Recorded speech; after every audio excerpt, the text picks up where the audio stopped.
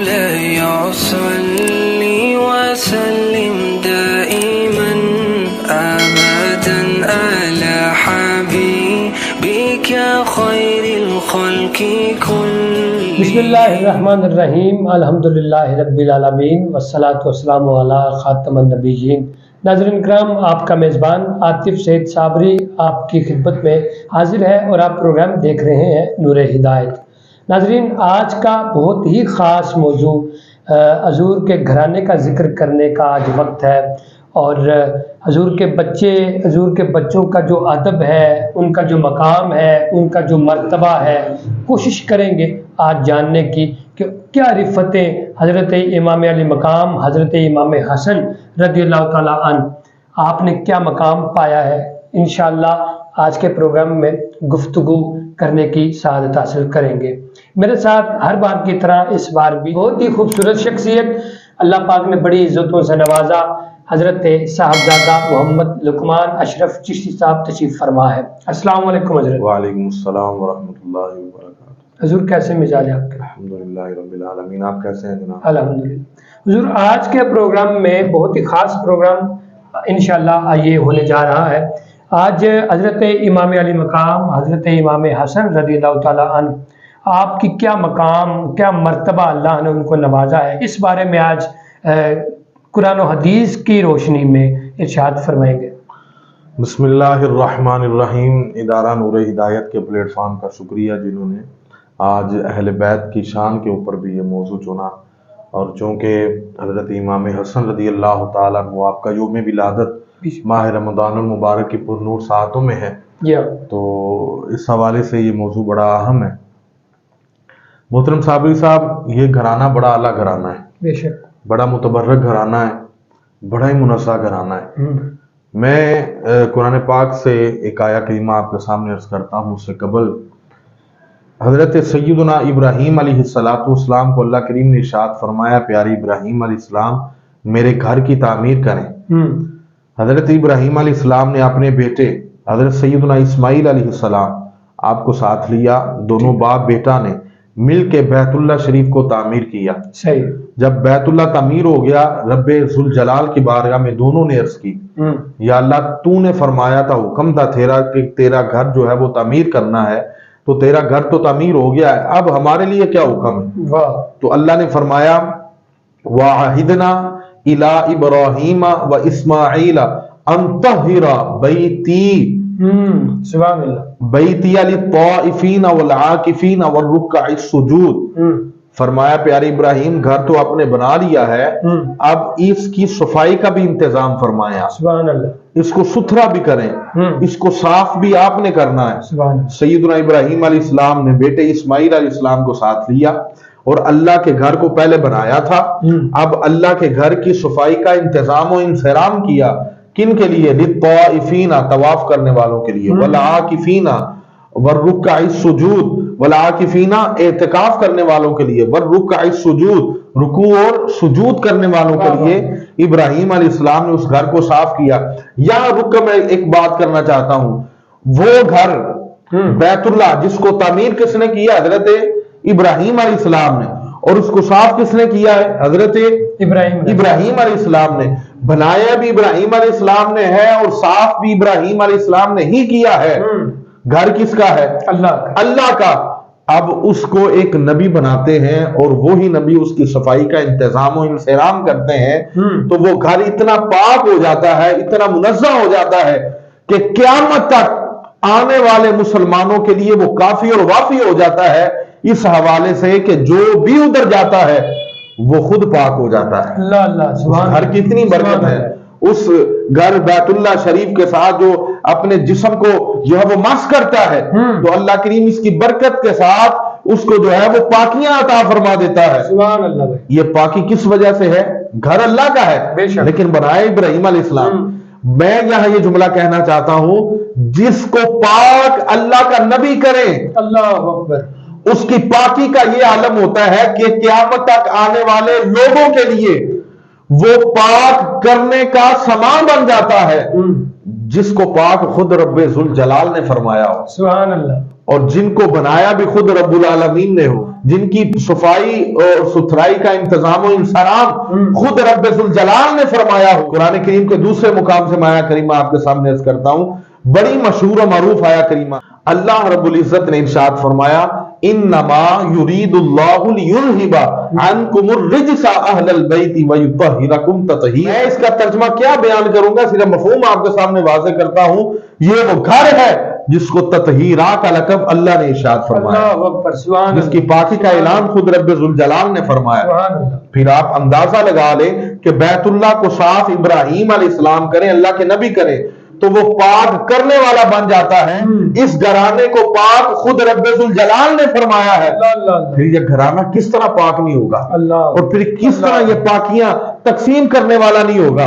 اس گھرانے کے ساتھ جو جڑ جاتا ہے وہ خود پاک ہو جاتا ہے، بلکہ میں کہتا ہوں وہ پاک کرنے والا بن جاتا ہے۔ بے شک اللہ کریم اس کو یہ رفعت و بلندی عطا فرما دیتا ہے، جس دل کے اندر اہل بیت کی محبت آ جاتی ہے، اہل بیت کی لگن آ جاتی ہے، اہل بیت کا عشق آ جاتا ہے، اللہ کریم پھر اس کو اپنی محبت کے لیے بھی چن لیتا ہے۔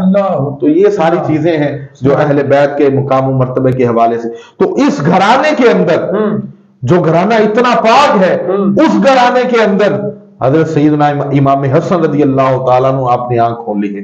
اللہ، اس گھرانے کے چشم و چراغ ہیں، اس گھرانے کی آنکھوں کے نور ہے، اس گھرانے کے آنکھوں کی ٹھنڈک ہے۔ بے شک، یہ حضرت امام حسن رضی اللہ تعالیٰ۔ سبحان اللہ، واہ واہ، سبحان اللہ، زندہ باد حضرت۔ اہل بیت کی محبت ہی ایسی ہے کہ ایمان تازہ ہو جاتا ہے، بندہ جھوم جاتا۔ بے شک، سبحان اللہ، جس طرح آپ جھوم رہے ہیں ماشاءاللہ۔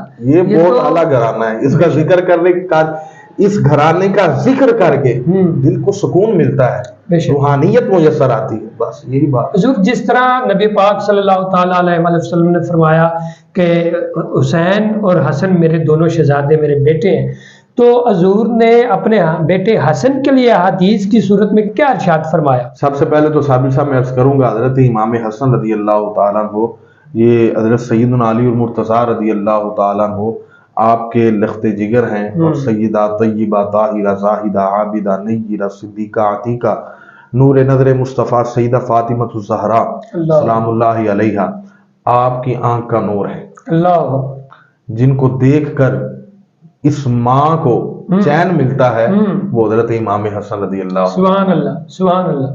تو حضرت امام حسن رضی اللہ تعالیٰ عنہ 15 رمضان المبارک کو سیدہ خاتون جنت سلام اللہ علیہا اور حضرت سیدنا علی المرتضیٰ رضی اللہ تعالیٰ عنہ کے گھر تشریف لائے، سبحان اللہ، آپ کی ولادت باسعادت ہوئی۔ کتنے بختوں والا یہ اللہ کریم نے نور نظر ان دونوں شخصیات کو عطا فرمایا ہے کہ رمضان المبارک کا نصف ہے، اور اللہ کریم نے اپنے محبوب علیہ السلام کے گھر میں حضرت امام حسن کی ولادت باسعادت کا جو ہے وہ آپ کی آمد کا سلسلہ کی۔ تو میں یہاں اپنی بات کو بڑھاتے ہوئے یہ بات بھی عرض کرنا چاہتا ہوں کہ حضرت امام حسن رضی اللہ تعالیٰ عنہ یہ وہ شخصیت ہیں جو حضرت امام حسین رضی اللہ تعالیٰ عنہ کے بڑے بھائی ہیں۔ سبحان اللہ۔ عموماً آپ نے دیکھا ہے کہ حضرت امام حسن رضی اللہ تعالیٰ عنہ کا ذکر خیر اس طرح نہیں ہوتا جس طرح حضرت امام حسین رضی اللہ تعالیٰ عنہ کا ذکر خیر کیا جاتا ہے۔ یہ ہمارے اندر یہ فقدان نہیں ہے، ہمارے اندر یہ کمزوری نہیں، اہل سنت و جماعت میں یہ دوسرے دھڑے کے لوگ ہیں جو ہے وہ آقا حسین رضی اللہ تعالیٰ عنہ کا ذکر خیر تو بڑے اہتمام کے ساتھ کرتے ہیں۔ میں کہتا ہوں جس کے لخت جگر حضرت حسین رضی اللہ تعالیٰ عنہ ہیں، اسی گھرانے میں آنکھ کھولی حضرت امام حسن رضی اللہ بے شک، سبحان اللہ۔ یہ دونوں بھائی، دونوں شہزادے اسی گھرانے کے ہیں۔ تو نبی علیہ السلام نے فرمایا حسن میرا بیٹا ہے، بے شک، اور حضرت امام حسن رضی اللہ تعالیٰ عنہ کے علاوہ کائنات کے اندر کوئی دوسرا شخص ایسا نہیں ہے جو حضور کے اتنا مشابہ ہو کہ سر کے بالوں سے لے کے ناف کے اوپر تک مکمل مشابہ سرکار دو عالم صلی اللہ علیہ وسلم۔ سبحان اللہ بھائی، سبحان اللہ۔ وہ چہرہ ہے کہ انوار دو عالم کا صحیفہ، آنکھیں ہیں کہ بحرین تقدس کے نگی ہیں، ماتھا ہے کہ وحدت کی تجلی کا ورق ہے۔ تو یہ بڑا ایک خوبصورت ایک کلام ہے میرے ذہن میں آگے، میں نے جو ہے وہ فی البدیہ آپ کے سامنے عرض کر دیا۔ تو یہ حضرت امام حسن رضی اللہ تعالیٰ عنہ کو اللہ نے وہ مقام اور مرتبہ عطا فرمایا ہے تاجدار کائنات صلی اللہ تعالی علیہ وآلہ وسلم حضرت امام حسن کی پیشانی کو چوما کرتے تھے اور حضرت امام حسین رضی اللہ تعالیٰ عنہ کی گردن مبارک کو چوما کرتے تھے.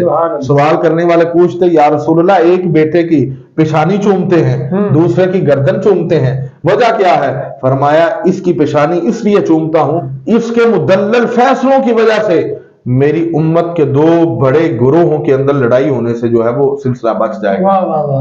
اور فرمایا کہ حضرت امام حسین رضی اللہ تعالیٰ عنہ آپ کی گردن کو اس لیے چوما جاتا ہے کہ آپ رضی اللہ تعالیٰ عنہ اپنی گردن پیش کر کے اسلام کے جو ہے وہ بچائیں گے اور اسلام کو جو خون کی ضرورت ہوگی وہ اسلام کی آبیاری کریں گے. تو یہ عرض ہے حضرت امام حسن رضی اللہ تعالیٰ عنہ کو بھی رسول کریم علیہ السلام نے بڑی محبت کا آپ کے ساتھ اظہار فرمایا. ماشاءاللہ بہت خوبصورت گفتگو حضرت صاحب.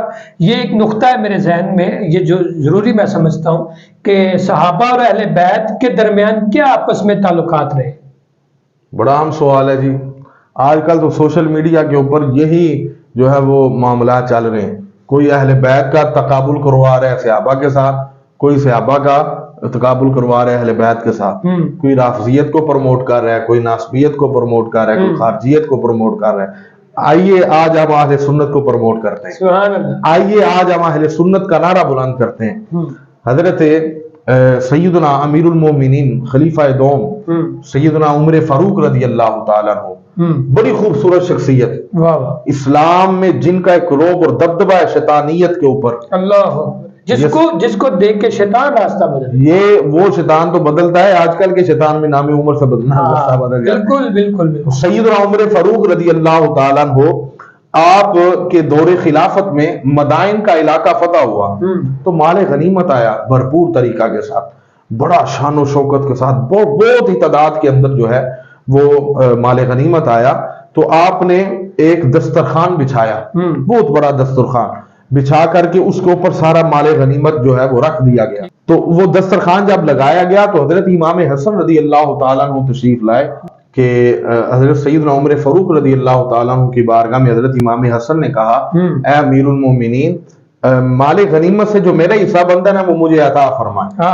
تو حضرت سیدنا عمر فاروق رضی اللہ تعالیٰ عنہ نے تقسیم کرنے والے سے کہا کہ یہ وہ شخصیت آئی ہے جو عزت والے ہیں اور جن کا تعلق عزت والے گھرانے کے ساتھ ہے.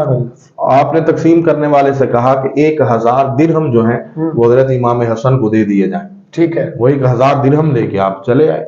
تھوڑی ہی دیر گزری تو حضرت امام علی مقام امام حسین رضی اللہ تعالیٰ آپ بھی تشریف لے آئے. آپ نے آ کر کہا میں بھی حصہ جو ہے وہ دیا جائے.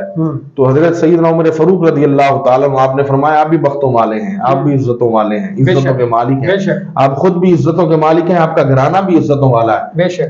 تقسیم کرنے والے سے کہا کہ 1000 درہم جو ہیں وہ حضرت امام حسین رضی اللہ تعالیٰ عنہ کو بھی دے دیے جائیں. ٹھیک ہے. وہ درہم لے کے چلے گئے. تھوڑی ہی دیر گزری تو حضرت سیدنا عمر فاروق رضی اللہ تعالیٰ عنہ آپ کا اپنا بیٹا حضرت عبداللہ ابن عمر رضی اللہ تعالیٰ عنہ تشریف لے آئے. آ کر عرض کی ابا جان امیر المؤمنین مجھے بھی مال غنیمت سے حصہ دیا جائے. تو سیدنا عمر فاروق رضی اللہ تعالیٰ عنہ آپ نے فرمایا تو بھی عزت والا ہے تیرا گھرانہ بھی عزت والا ہے. تقسیم کرنے والے سے کہا کہ عبداللہ ابن عمر کو میرے بیٹے کو 500 درہم دے دو.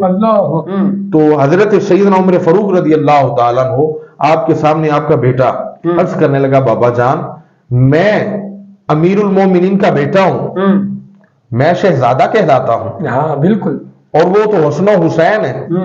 میں تب بھی نبی علیہ الصلوۃ والسلام کے ساتھ جنگوں پر گیا غزوات میں شامل ہوا حضور کے شانہ بشانہ میں نے جنگیں لڑی جب حضرت امام حسن اور حضرت امام حسین رضی اللہ تعالیٰ عنہ یہ بالکل چھوٹے تھے. تب جو ہے میں اس وقت بھی جنگیں لڑا کرتا تھا. ان کو 1000 درہم اور مجھے صرف 500.